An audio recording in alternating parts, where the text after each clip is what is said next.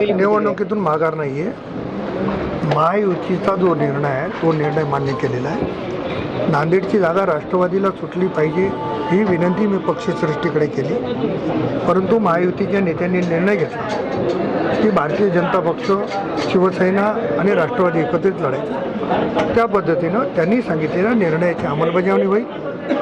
पक्षाला तिकीट मागणं याच्यामध्ये गैर नाही, परंतु पक्षश्रेष्ठींनी घेतलेल्या निर्णयाची अंमलबजावणी करणं हे कर्तव्य समजून आम्ही केले. पक्षाकडे काही नाराजी वगैरे आहे का? नाराजी काय राहणार आहे?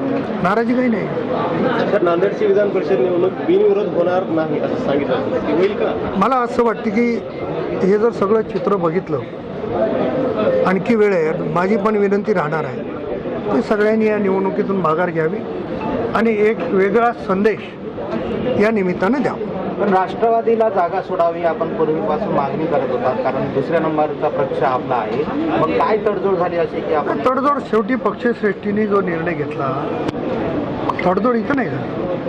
तडजोड वरच्या लेवलला झाली. माननीय मुख्यमंत्री, माननीय उपमुख्यमंत्री नाही, राष्ट्रवादी, शिवसेना आणि भाजपनं किती जागा लढवायच्या त्यांनी ठरवलं. त्याच्यामध्ये ही जागा भारतीय जनता पक्षाच्या वाट्याला आली. त्याच्यामुळे महायुतीचा धर्म म्हणून आम्ही माघार घेणार आणि पूर्णपणाने अमरनाथ राजूरकर कसे जिंकले पाहिजे याच्यासाठी प्रयत्न. वरिष्ठांनी सांगितल्यानंतर तडजोड झाली असं आपण म्हणताय. मग ही तडजोड वरिष्ठांनी सांगितलं, वरिष्ठांनी मला एकट्याला नाही सांगितलं, महाराष्ट्रासाठी तडजोड झाली. कोण किती जागा लढल्या पाहिजे आणि अनेक ठिकाणी अनेक लोकांनी उमेदवारी मागितली. परभणीला पण राष्ट्रवादीनं मागितली, परभणीला पण भारतीय जनता पक्षाने मागितली, पण तिथं शिवसेनेला दिली. दोन्ही पक्ष माघार घेत आहेत. तसं आम्ही इथं मागितली, आम्हाला मिळालं नाही, आम्ही माघार घेतो. विधान परिषदेची रसाळी आपण एकत्र जेवत आहात. येणारी लोकसभा आणि विधानसभेची जी दिवाळी आहे ते एकत्र राहणार आहे का सोबत? नक्की एकत्र करू आणि रसाळी जेवताना देखील तुम्हाला निमंत्रित करू.